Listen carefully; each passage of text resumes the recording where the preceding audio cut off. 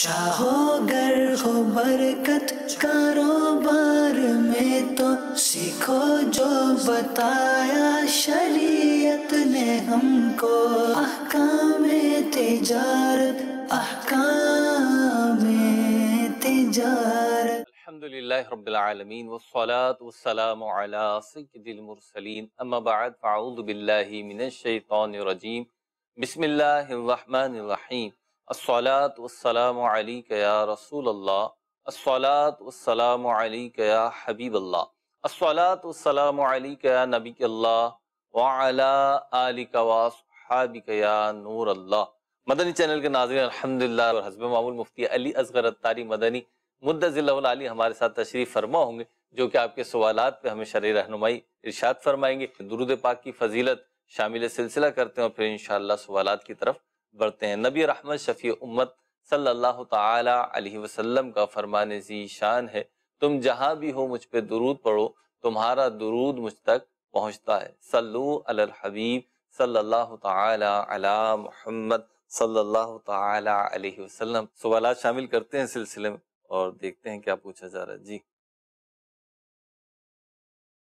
मेरा नाम मोहम्मद जाबर अत्तारी है। सवाल मेरा ये है कि मैं किराने की दुकान चलाता हूँ। अगर मेरे पास कोई 2-3 लाख रुपया अज़ाफ़ी पड़ा है, जिसको तकरीबन 1 साल गुजर गया है, और किराने की दुकान में जो मेरा सौदा पड़ा है, क्या मुझे उस सौदे के हिसाब से भी ज़कात निकालनी पड़ेगी या सिर्फ जो मेरे पास पैसा मौजूद है उसी की सिर्फ ज़कात निकालनी पड़ेगी? प्लीज़ मेरी रहनुमाई फरमा दीजिए। आपने बताया नहीं कि आपके ऊपर कर्जा वगैरह है या नहीं। होता तो आप बता देते। हम फर्ज कर लेते हैं नहीं है आपके ऊपर कर्जा। निकाल अगर हो भी तो निकाल कर आपके पास पैसे इतने बचते हैं, इस पर ज़कात बनती है, तो उन पैसों पर भी ज़कात बनेगी। और जो करियाने का सामान है आपकी दुकान के अंदर, वो माल तिजारत है, तो माल तिजारत पर भी ज़कात लाजिम होती है, उस पर भी ज़कात देनी पड़ेगी। ठीक, अगली कॉल दीजिए।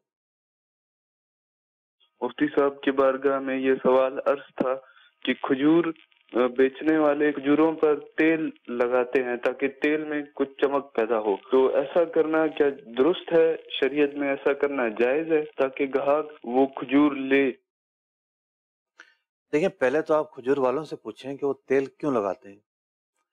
हमारे यहाँ चूँकि ऐसा नहीं है कि शीशे की बंद दुकानें हों और एसी लगे हुए हों, उसके अंदर खजूरें रखी हों, ठेलों पर गलियों में खजूरें रखी होती हैं, तो मक्खियाँ भिन भिन आ रही होती हैं। एक वजह ये भी होती है तेल लगाने की कि मक्खियाँ जो हैं उस पर ना आए। तो बाकी मैं कोई एक्सपर्ट नहीं उस बारे में, तो उनके लगाने का मकसद जो है वो चमकाना है या कुछ और है। देखा, अगर चमकाना भी हो तो सब्जी वाला भी पानी डालकर धो रहा होता है सब्जियों को, जी, पानी के बाद वो ताज़ा ताज़ा लगने लगती हैं। ये पानी डालकर धोना धोखा नहीं है, ये तो एक मामूल की बात है। जब सब्जियां जिस हालत से निकलती हैं ज़मीन से, अगर आप वो हालत देख लें तो आप लेना ही पसंद ना करें। अब गाजर देखें, ज़मीन के पूरी अंदर होती है, वो लथी हुई होती है मट्टी के अंदर, पूरा जो है वो मूली का पीस अंदर होता है। फिर जो चीज़ें निकलती हैं, टमाटर हो गया और चीज़ें हो गई, ज़मीन के अंदर तो नहीं होती, लेकिन वो आलूदा तो हो ही रही होती है, मट्टी लगी रही होती है। तो उन्हें फिर धोने के बाद फिर ठेलों वगैरह पे रखा जाता है। तो अ, कोई ऐसा नहीं है कि इसमें बहुत बड़ा धोखे का पहलू है, ऐसा नहीं है, तो धोखा नजर भी नहीं आ रहा। ठीक, अगली कॉल दीजिए। मेरा नाम सैयद जैद बुखारी है। मुफ्ती साहब की बारगाह में मेरा सवाल अर्ज है, ज़कात के हवाले से अर्ज करना है कि अगर हमारे पास जैसे 8 से 10 लाख रकम है और उस पर साल भी गुजर चुका है, और जो है हम उस रकम पर पिछले सालों ज़कात देते आए हैं, लेकिन अब जो है हमारा रकम जो है वो बीसी थी, हमारे हाथ में आ गई और अब हमारा घर तामीर हो रहा है, जिसमें से 2-2.5 लाख या 3 लाख कमोबेश खर्च हो चुके हैं और 5-6 लाख हमारे पास मौजूद हैं, लेकिन हमारा घर जो है वो तामीर हो रहा है। तो इस पे पूछना है कि इस पे हमारी ज़कात बनेगी आया या क्या, किस तरह से होगा? जी, देखिए, उसूल तो ये होता है कि जब तक आपके पास रकम खड़ी हुई है, कर्ज किसी को दे दें जब भी वो आपकी कहलाती है। रकम के जब तक आप मालिक हैं उसको ज़कात अदा करनी पड़ती है। ये नहीं देखते कि घर बनाना है या काम चल रहा है। ज़कात की कलील सी तो मिकदार बनती है, और ऐसा नहीं है कि इसकी वजह से रकम टूट जाएगी। तो हिम्मत होनी चाहिए, और जो एक دینی جذبہ ہے وہ ہونا چاہیے. وہ جذبہ جب ہوتا ہے تو بندے کے لیے زکوٰۃ نکالنا آسان ہو جاتا ہے. البتہ آپ نے نام لیا کہ BC ملی تھی، تو اگر تو یہ رقم BC کے ذریعے آپ کے پاس آئی ہے اور جتنی آپ نے بھری ہے اس سے زیادہ آئی ہے، پھر معاملہ مختلف ہو جائے گا. مثال کے طور پر جو آپ ہر مہینے بڑھتے رہے ہیں وہ آپ نے بھرے ہیں 3 لاکھ روپے، اور یہ آپ کو BC ملی ہے 10 لاکھ روپے کی، تو 3 لاکھ پر جو مزید اضافہ ملا وہ 7 لاکھ روپے ملے. وہ 7 لاکھ روپے تو آپ کے ہیں ہی نہیں. تو یوں حساب یہ لگا لیں کتنی رقم آپ کی ہے BC میں جو آپ کو ملی ہے، اور کتنی رقم ایسی ہے جو اضافے ملی ہے جو آپ نے واپس کرنی ہے. جو قسطیں آپ بڑھتے رہیں گے تو وہ تو ظاہر بات ہے قرضہ ہو جائے گا آپ کے اوپر. اس کو مائنس کریں گے، اس کو مائنس کر کے جتنی بچتی ہے اس پر جو ہے وہ زکوٰۃ ادا کریں گے. ٹھیک، اگلی کال دیجیے. جی میرا سوال یہ ہے کہ غیر اسلامی ملک رہتے ہیں اور وہاں وہ تجارت کی غرض سے کوئی ایسی دکان یا ایسا کاروبار کرتے ہیں جس میں غیر مسلم کے لیے شراب یا ایسی چیزیں جو حلال نہیں ہیں وہ رکھنا پڑتی ہیں، لیکن ان کے گاہک جو ہیں وہ صرف غیر مسلم ہوتے ہیں، تو کیا ان کے لیے یہ جائز ہے؟ دیکھیے مسلمان کے لیے جائز نہیں ہے کہ وہ ان چیزوں کے نقل و حمل میں جو ہے وہ ساتھ دے یا معاونت کرے. اس کے لیے خنزیر کو کیری کرنا یا شراب کو کیری کرنا یہ کسی طور پر بھی جائز نہیں ہے. اس وقت کاروبار کرتے ہوئے یا ملازمت کرتے ہوئے بالخصوص ایک سوال کیا گیا کہ ملازم جب ہم رکھتے ہیں تو اسلامک پوائنٹ آف ویو کیا ہے ایک ملازم کو رکھتے ہوئے ہم کن چیزوں کا خیال رکھیں اور کیا چیزیں بنیادی طور پر طے کرنی چاہیے کہ جن کے طے کیے بغیر ایک شخص کو ملازمت پہ نہیں رکھا جا سکتا ہے، اسے ملازمت نہیں کرنی چاہیے؟ دیکھیے سب سے پہلے چیز تو یہ ہوتی ہے کہ سامنے والوں کو پتہ ہو کہ آپ نے کام کیا کروانا ہے. پھر آپ کی ذمہ داری بنتی ہے کہ آپ اس کی سیلری اس کو بتائیں. پھر آپ کی ذمہ داری یہ بنتی ہے کہ اس کا جو وقت ہے وہ اسے بتائیں.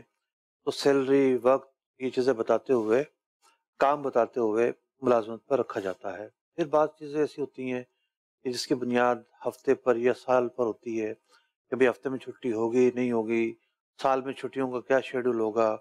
تو یوں جنرلی کچھ چیزیں طے کر لینا ضروری ہوتا ہے تاکہ بعد میں تنازع نہ بنے، اور تنازع کے علاوہ اس کا جو حق ہے وہ بھی تلف نہ ہو. بعض اوقات لوگ ایسے ہوتے ہیں کہ ٹھیک ہے وہ نہیں جاتے کہیں پر، نہ جاتے ہیں، ایسے بھی لوگ ہوتے ہیں کہیں نہیں جاتے جی، لیکن کچھ بنیادی حقوق بھی تو ہوتے ہیں نا. موت میت ہوتی ہے، شادی بیاہ ہوتے ہیں، رشتہ داریاں نبھانی ہوتی ہیں، تو چھٹی کی نوبت تو پیش آتی ہے. اب ایک امام مسجد مجھے ملے، کہنے لگے جی وہ میرے ایک عزیز کا انتقال ہو گیا، عزیز بھی بہت قریبی. اب میں نے کہا کہ جی مجھے جانا جنازے پر، اور جنازہ وہ شہر بھی دور تھا. جی، تو کہنے لگے اچھا ہم کیا کریں گے، نماز کون پڑھائے گا؟ بھائی امام کی ذمہ داری تو نہیں ہے کہ نماز کون پڑھائے گا، کمیٹی کی ذمہ داری ہے. ٹھیک ہے امام اس کار خیر میں آپ کا ساتھ دیتا ہے، وہ خود بھی تلاش کرنے کی کوشش کرتا ہے کہ بندہ مل جائے، لوگوں کی نماز خراب نہ ہو، لیکن ایسا تو نہیں ہے کہ وہ وہاں سے بالکل گوند لگ گیا، جڑا رہے گا، اس سے ہٹ نہیں سکتا مسلح سے. بھی مجبوریاں ہیں، اس کو بھی سفر کرنا پڑ سکتا ہے. تو جب یہ طے ہو جائے گا کہ بھی سال میں آپ کو اتنی چھٹی کی اجازت ہے، ٹھیک، اس کے جو بنیادی رائٹس ہیں وہ اس کو مل جائیں گے، کسی کو بات کرنے کی ضرورت پیش نہیں آئے گی. اور اگر اس سے زیادہ کرتا ہے اس کا بھی ایک فارمولا طے ہو، ٹھیک ہے پھر آپ کی تنخواہ جو ہے وہ کٹوتی ہوگی اس کی. ٹھیک. تو دنیا میں ایسا نہیں ہوتا کہ چھٹی بالکل نہ دی جائے. جو بنیادی حقوق کے معاملات ہیں انہیں پیش نظر رکھنا بھی ضروری ہے. ٹھیک، اگلی کال دیجیے. اگر کوئی ایک لڑکا ہے یا بیٹا ہے وہ اپنے ماں باپ کے ساتھ رمضان کے اندر بھی صحیح طریقے سے پیش نہیں آتا تو پلیز اس کے بارے میں تھوڑا سا بیان کر دیں، کیونکہ وہ بندہ ابھی سن رہا ہے تو میں چاہتا ہوں کہ وہ مفتی صاحب جو ہے نا اچھی طرح سمجھائیں، ہو سکتا ہے کہ اللہ اس کو سمجھ عطا فرمائے. یا اللہ خیر. دیکھیے میں ایک طرف تو گفتگو نہیں کروں گا، دونوں طرف سے گفتگو کروں گا. بعض اوقات ماں باپ کے اندر لچک نہیں ہوتی اور وہ محض آرڈر پہ آرڈر کیے جا رہے ہوتے ہیں، اس سے جو ہے سامنے ایک اکڑ پیدا ہو جاتی ہے، ایک تنفر پیدا ہو جاتا ہے، اور سامنے والا جو اپنی بات کہنا چاہتا ہے وہ کہہ ہی نہیں پاتا.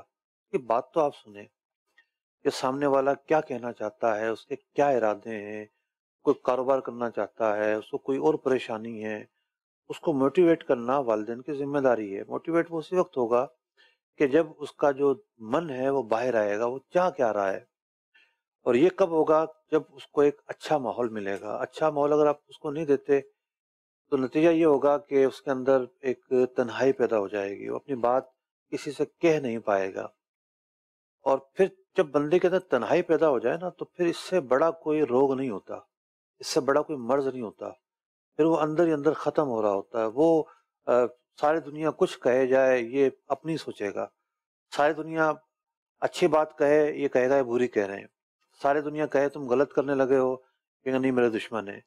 تو ایک بندے کو تنہائی پر مجبور نہ کیا جائے۔ جب بندہ تنہائی پر مجبور ہوتا ہے پھر وہ انتہا پر جا کر سوچتا ہے، اس کا بیہیویئر خراب ہو جاتا ہے۔ تو یہ تو ہے ایک مسئلے کا حل اور ڈائلاگ کی اہمیت اور ڈائلاگ کے ذریعے معاملات کو نمٹانا۔ اب اس کی بھی ذمہ داری ہے کہ ایسا نہیں ہے کہ یہ صرف آپ کے سامنے انسان ہے اور صرف آپ کے سامنے جو ہے وہ جو آپ کا مطالبہ ہے وہ پورا کرنے کی ذمہ داری یہ آپ کے بڑے ہیں۔ اللہ تعالیٰ نے انہیں مقام دیا ہے، اللہ رب العزت نے ان کے حقوق مرتب کیے ہیں، اور ان کے سامنے گفتگو کے آداب کیا ہونے چاہیے قرآن پاک نے بیان کیے ہیں۔ بار بار قرآن پاک نے کہا ہے کہ بالوالدین احسانہ، کہ والدین کے ساتھ احسان سے کام لینا ہے، اور یاد رہے کہ احسان جو ہے وہ بڑا ایک عالی مرتبے کا نام ہے۔ صرف عدل نہیں کرنا ہوتا والدین کے ساتھ، عدل سے بڑھ کر کرنا ہوتا ہے۔ تو آواز اونچی نہیں کرنی ہے، لڑنا نہیں ہے، ان کے حقوق پورے کرنے ہیں، ان کی رضا کو مقدم کرنا ہے، ان کے لیے دعائے خیر کرنا ہے، ان کے لیے دل کے اندر کوئی بغض کینہ اور کوئی جو کسی بھی طرح کی جو نفرت کا پہلو ہے وہ ہرگز نہیں ہونا چاہیے۔ یہ اعلیٰ درجے کی محرومی ہوتی ہے کہ جب مطالبے پورے نہ ہوں، بات پوری نہ ہو، جب اپنی بات جو ہے منوا نہ سکے تو بندہ والدین کے متعلق نفرت دل میں ڈال لے۔ تو جو والدین کی برکت ملنی ہے بندے کو، پھر وہ برکتیں ملنا ختم ہو جاتی ہے، نفرت تو ہرگز نہیں ہونی چاہیے۔ پھر یہ ہے کہ اگر وہ نہیں بھی مان رہے تو آپ اپنی صلاحیتوں کو بروئے کار لائیں اور منانے کی کوشش کریں، پیار محبت کے ساتھ اپنی بات کو آگے بڑھائیں، کہیں بھی حدود کراس نہیں کرنی، بدتمیزی نہیں کرنی، دل آزاری نہیں کرنی، نفرت اور کینہ ان کے متعلق دل میں نہیں لے کر آنا، ان کے جو حقوق ہیں وہ پورے کرنے ہیں۔ تو والدین کے لیے بھی میں نے کچھ چیزیں بیان کی اور اولاد کے لیے بھی کچھ چیزیں بیان کی، تو بیلنس رکھنا ضروری ہے، دونوں کو اپنی ذمہ داری پورا کرنا بنتا ہے اور اس کا خیال رکھنا ضروری ہے۔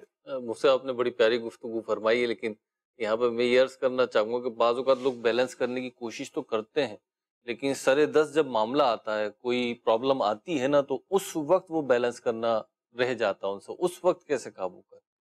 اچھا، صرف یہ والدین اور اولاد کے میٹر میں نہیں، بہت ساری مسائل میں اس طریقے کا ہم نے دیکھا ہے، مشاہدہ کیا ہے کہ لوگ سمجھدار ہوتے ہیں، ایک خوش اسلوبی کے ساتھ معاملات حل کرنے والے ہوتے ہیں، لیکن جب وہ کوئی ایک مسئلہ آ گیا تو اس وقت وہ اپنا بیلنس کھو بیٹھتے ہیں۔ دیکھیں، جب کوئی بیلنس کھو بیٹھتا ہے تو کسی ایک کو تحمل کا مظاہرہ کرنا پڑے گا۔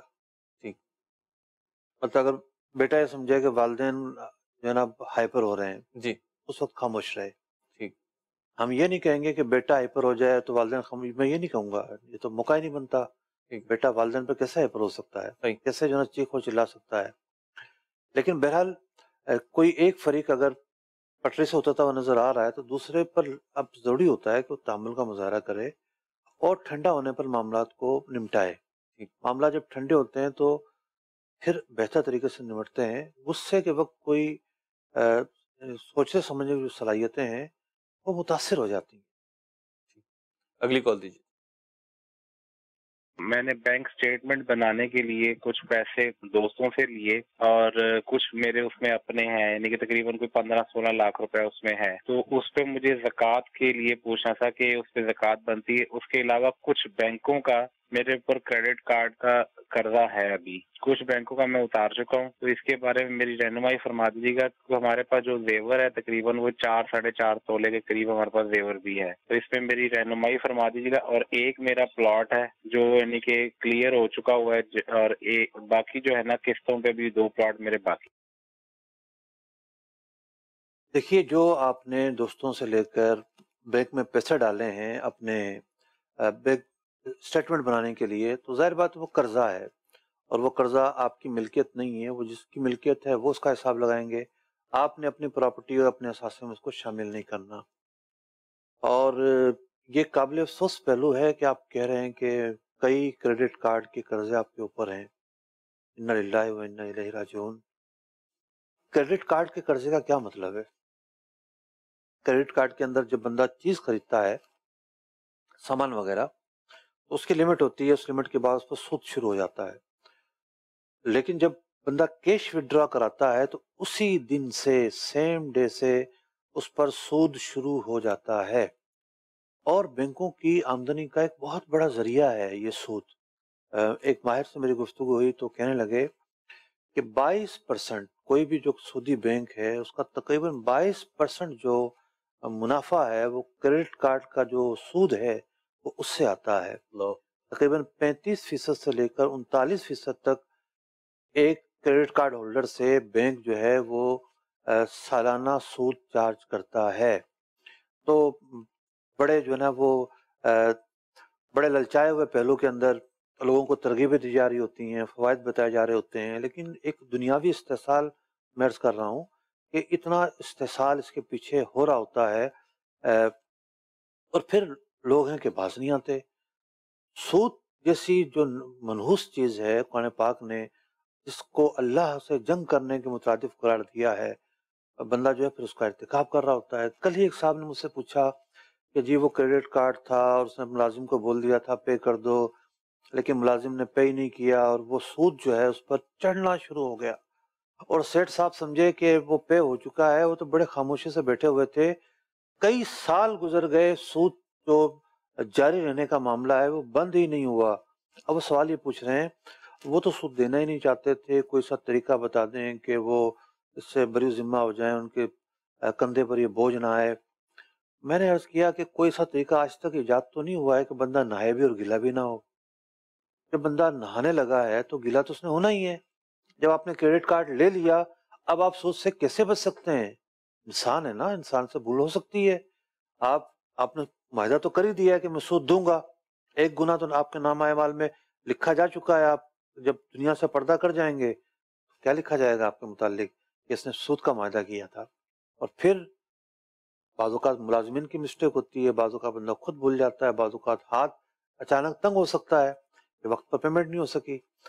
वक्त पर पेमेंट हाथ तंग में ना, कोई ऐसा हादसा हो सकता है जिस दिन पेमेंट करनी थी आपने, उस दिन कोई प्रॉब्लम आ गई, तो यूं आप सूद देने वाले करार पाएंगे। तो क्रेडिट कार्ड की तरफ तो मुसलमानों को बढ़ना भी नहीं चाहिए। और एक बड़ा खुशाइन पहलू सामने आया पिछले दिनों, मैंने इस पर कुछ मुताला और स्टडी की थी कि पाकिस्तान में जो डेबिट कार्ड होल्डर हैं तकरीबन 5 करोड़ के करीब है, लेकिन जो क्रेडिट कार्ड होल्डर हैं ये 10 लाख भी नहीं है, यानी कम लोग हैं।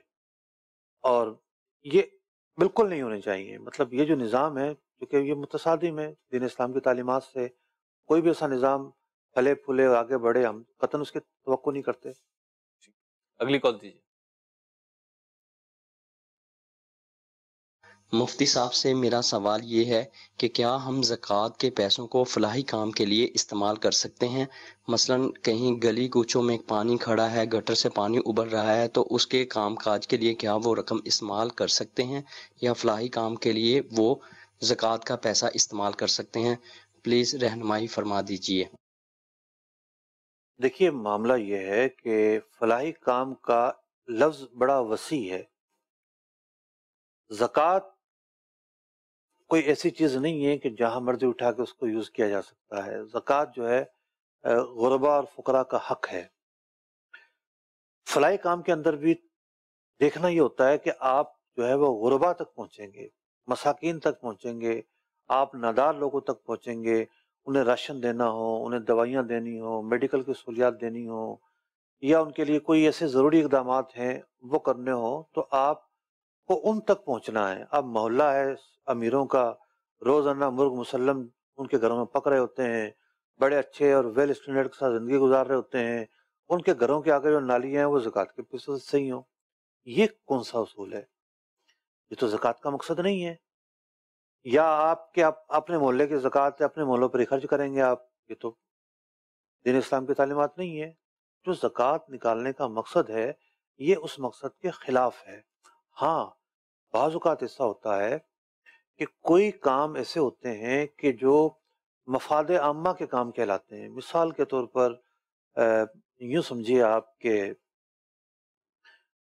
دریائے سندھ کسی جگہ سے گزر رہا ہے، اس طرف لوگ رہتے ہیں، اس طرف لوگ رہتے ہیں، اور اس کے اوپر پل بنانا ہے۔ ہزاروں لوگ جو ہے روزانہ میلوں میل کا سفر کاٹ کر پھر جاتے ہیں، پل بن جائے گا تو لوگوں کی بنیادی ضرورت پوری ہو جائے گی، اور پل یہ خود نہیں بنا سکتے، بہت مہنگا، کروڑوں اربوں کا خرچہ ہے۔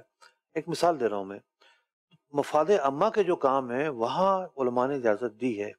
پل کسی جگہ بننی ہے، نہر کسی جگہ بننی ہے، جہاں کسی صرف ایسا نہیں ہے کہ امیروں کو فائدہ پہنچے گا، مفاد عامہ کے لیے وہ کام ہوں گے، سب کو اس کا فائدہ پہنچے گا، وہ ایک دیگر مطلب مختلف صورتحال ہے، اور اس صورتحال کا معاملہ الگ ہے۔ اور یہ جو ہے کہ جناب اگنیا کے محلے میں یہ چیز خرچ کرنا، یہ ہرگز درست نہیں ہے، جائز نہیں ہے۔ صاحب یہاں پہ میں ایک سوال یہ بھی عرض کروں گا آپ کی بارگاہ میں کہ زکوٰۃ ایک تو یہ ہے کہ مجھ پر زکوٰۃ فرض ہے، میں نے نکالنی ہے، میں نے زکوٰۃ نکالی، اور کہ جس کو میں نے مستحق سمجھا، ادارے کو یا فرد کو، میں نے اس کو دے دی۔ لیکن بعض لوگوں کو یہ بھی شوق چڑھ جاتا ہے، بعض بڑی این جی اوز کو، بڑے اداروں کو دیکھ کر کے جناب ہم بھی کچھ کام کریں۔ اب وہ 10 20 50 لوگوں سے کلیکٹ کرتے ہیں اور اپنے طور پر جو ہے وہ بیچارے کر رہے ہوتے ہیں۔ تو یہ ارشاد فرمائے ان کا جو اس طریقے سے کرنا ہے، ایک تو اس کی حیثیت، اور پھر انہیں کیا احتیاط کرنی چاہیے؟ دیکھیے میں تو یہ کہتا ہوں کہ ایسے لوگ ہر گلی اور محلے میں ہونے چاہیے۔ ہر گلی اور محلے میں ہونے چاہیے۔ ٹھیک ہے۔ وجہ اس کی یہ ہے کہ اب آپ کورونا آیا تو کیا معاملہ ہوا؟ جی۔ کورونا میں جب مارکیٹ بند رہی 2-3 مہینے، جی۔ اور ٹرانسپورٹ بند رہی، لوگوں کا کاروبار بند رہا، تو جو ہینڈ ٹو ماؤتھ لوگ تھے جی۔ تو بیچارے بالکل ہی مجبور ہو گئے۔ تو کوئی بھی این جی او ہر جگہ نہیں پہنچ سکتی، کوئی بھی دینی فلاحی تنظیم ہر جگہ نہیں پہنچ سکتی۔ مسلمان جہاں بھی دیکھیں کہ ان کے نظروں میں کچھ مجبور لوگ ہیں، جی، نادار لوگ ہیں، ایسے لوگ ہیں جن کے پاس کھانے پینے کے پیسے نہیں ہیں، جن کے پاس کرائے پر دینے کی جو ہے وہ پیسے نہیں ہیں، جو مجبور ہیں، جن کی آمدنی روزگار ختم ہو گیا ہے، تو پھر وہ آپس میں جو صاحب حیثیت لوگ ہیں وہ اپنے پیسوں کو جمع کر کے ایسے لوگوں کی مدد کریں۔ ٹھیک۔ یعنی جن کے پاس ہے بعض اوقات وہ ان کو نظر نہیں آ رہا ہوتا کس کو دینا ہے، صحیح، کیونکہ جس دور میں ہم رہ رہے ہیں یہاں آبادیوں میں ایک تقسیم واقع ہو چکی ہے۔ جو امیروں کی آبادیاں ہیں وہاں غریب تھوڑے رہ سکتا ہے، ٹھیک ہے، غریب وہاں کہاں رہے گا؟ جی۔ اب مثال کے طور پر آپ ڈیفینس کو لے لیں، ہزاروں لوگ لیتے ہیں، اس کا لاکھوں میں بن جائے۔ جی۔ ڈیفینس، کلفٹن، کراچی کے جتنے پوش ایریاز ہیں، جی۔ اب ان لوگوں کی اربوں خربوں زکوٰۃ بنتی ہے۔ ٹھیک ہے۔ اب یہ اربوں خربوں زکوٰۃ کہاں دیں گے جا کے؟ آپ نے پڑوس میں تو نہیں دیں گے، ظاہر سی بات۔ ان کے تو رشتہ دار بھی امیر ہوں گے، ٹھیک ہے، ان کے تو رشتہ دار بھی امیر سے امیر تر ہوں گے۔ صحیح۔ تو اب اگر کوئی شخص ایسا ہے کہ جو کسی سیٹ کو جانتا ہے اور سیٹ اس پر اعتماد کرتا ہے، وہ سیٹ سے کہتا ہے کہ ہمارے محلے میں یا میرے جاننے والوں میں یا فلاں علاقے میں یہ صورتحال ہے، اور وہ بندہ ایماندار ہے، جی۔ تو ایسے لوگوں کا ساتھ دیا جائے، اور جہاں بھی غریب رہتا ہے اس تک چیزیں پہنچنی چاہیے۔ اور کیونکہ یہ کام ایسا نہیں ہے کہ جو 2-4 افراد کے کرنے سے پورا ہو جائے گا، صحیح۔ جہاں جہاں غریب رہتا ہے، غریب پایا جاتا ہے، اس تک پہنچا جائے، اس تک اسی طرح پہنچا جائے گا کہ جب ہر ایک شخص اپنی ذمہ داری محسوس کرے گا، ذمہ داری محسوس کر کے پہنچیں گے۔ البتہ یہ ضرور ہے کہ جو آپ نے کہا کہ 2-4 لوگوں کو جوش چڑھتا ہے تو پھر انہیں ٹرینڈ ہونا ضروری ہے، انہیں کیا کرنا چاہیے، کیا نہیں کرنا چاہیے۔ بعض اوقات وہ بغیر کسی دینی رہنمائی کے چوکے چھکے لگا رہے ہوتے ہیں اور غلط جگہ پہ بھی زکوٰۃ خرچ کر دیتے ہیں۔ کہاں خرچ کرنی ہے اس کے لیے رہنمائی لینا بہرحال ضروری ہے۔ ٹھیک، اگلی کال دیجیے۔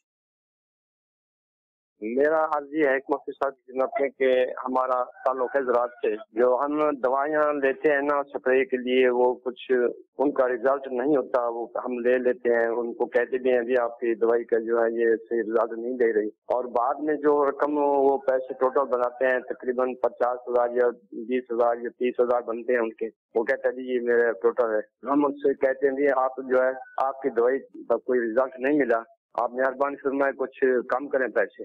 اس میں وہ کچھ نہ کچھ کم کر دیتا ہے، لیکن ہم اپنی مرضی کے مطابق کہتے ہیں 2,000 یا 3,000 ہم اور نہیں دیں گے.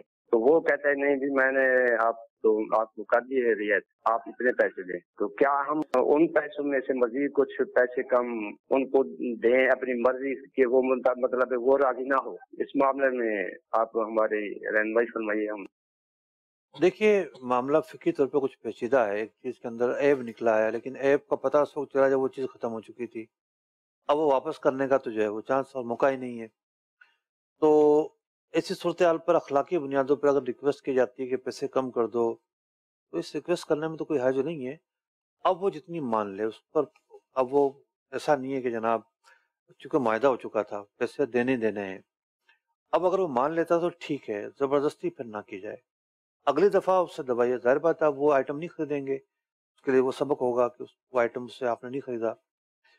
اب ہمارے ہاں یہ بھی ایک بدقسمتی ہے کہ ایک کسان جو ہے اور ایک زمیندار جو ہے جو خون پسینہ لگا کر دوائی خریدتا ہے، وہ دوائی نکلتی ہے. جی. جو فوائد اس کے بتائے جاتے ہیں وہ فوائد اس کے اندر پیدا نہیں ہوتے.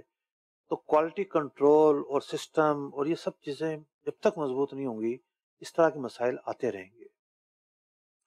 اگلی کال دیجیے. میں یہ پوچھنا چاہ رہا ہوں، ابھی آپ کا ایک پروگرام میں دیکھ رہا تھا، تو اس میں مجھے اس بارے میں تھوڑا سا گائیڈ کیا جا سکتا ہے کہ میں بینک میں جاب کرتا ہوں، تو اس حوالے سے یہ جاننا چاہتا ہوں کہ کیا شرعی طور پہ بینک کی نوکری ٹھیک ہے یا نہیں ٹھیک ہے؟ دیکھیں بینک میں تو بہت ساری نوکریاں ہو سکتی ہیں. مثال کے طور پر پیون ہے، چوکیدار ہے، اس کا اندر ہونے والے معاملات سے کوئی تعلق نہیں ہے. انہوں نے اپنی ذمہ داری پوری کرنی ہے، ان پر سود کے احکام نہیں آتے. لیکن وہ افراد جو براہ راست سود کے کام میں معاون و مددگار ہوتے ہیں، اس کے اندر کیشیئر بھی شامل ہے، اس کے اندر لکھت پڑھت کرنے والے لوگ بھی شامل ہیں، جو سودی معاہدے کرنے میں شامل ہوتے ہیں، ان کی جاب کرنا جائز نہیں ہے. اگلی کال دیجیے.